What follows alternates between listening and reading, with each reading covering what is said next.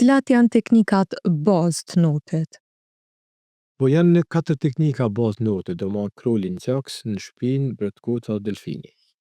Cila është ma leta për më mësu?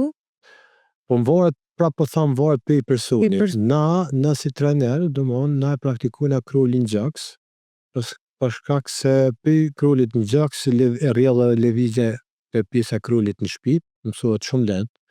Disa shtetet e Evropës po e praktikojnë në bretkucën, notin flutur, edhe varet për vende, por kryesisht në Kosovë e praktikojnë krollin në gjaks. Nga përvoja juaj, cila është teknika ma e vështirë?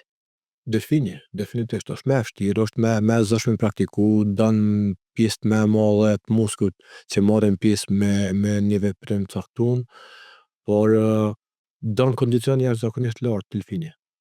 Kondicion. Po.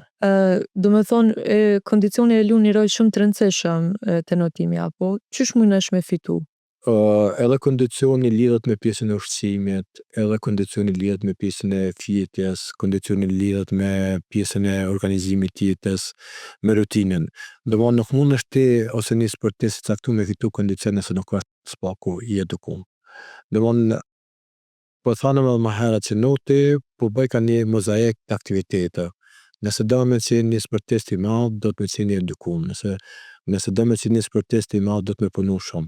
Te pjesa e kondicionit planet, domthonë prej atyne individuale, shkon te planet e avancuara deri ato profesionale. Domthonë nëse veç don me një sportist, edhe tash për shkakun që të garën e fundit që kena arrit shumë rezultate për shkak kësaj pjesës kondicionit, që don me rrit ngarkesën e ushtrimet, don me rrit kohën e ushtrimet, por don me rrit edhe numrin total të ushtrimet.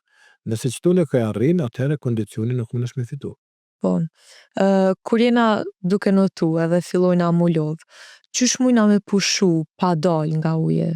Po, kena këtu, edhe kur duna me pushu, shumë mirë e cek edhe kur na ka panik, kur e kena notën të fillestar, gjithmonë kur jena të notu, kthehemi në shpinë, bëna lëvizje të kontrollueshme, mundohemi me rujt qetësinë, mundohemi me rujt atë vetbesimin, edhe që kjo është rrotullimin e pjesën e shpinës, qëndrimin mbi ujë me lëvizje të lehta caktuara deri në ku e ki mundësinë për me dalë nëse je në pishinë ose me një